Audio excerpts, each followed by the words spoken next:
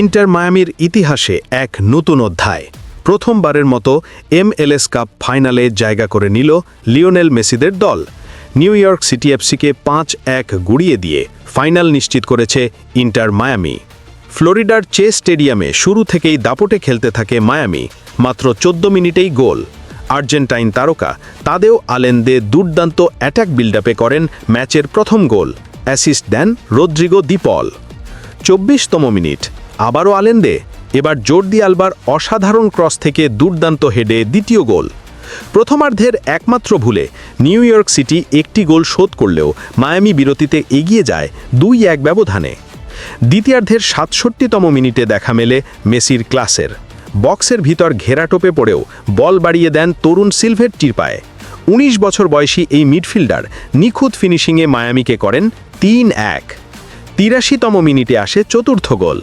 আলবার back pass থেকে সেগোভিয়ার দুর্দান্ত shot সহজেই জালে, কিন্তু এখানেই শেষ নয়। 89তম মিনিটে ইয়ানিক ব্রাইটের সহায়তায় তাদেও আলেন্দে পূর্ণ করেন তার প্রথম MLS হ্যাট্রিক। ম্যাচ শেষ হয় 5-1 বিশাল ব্যবধানে। 2018 সালে প্রতিষ্ঠিত ইন্টার মায়ামি 3বার প্লে অফ খেললেও কখনোই সেমিফাইনালের উপরে উঠতে পারেনি।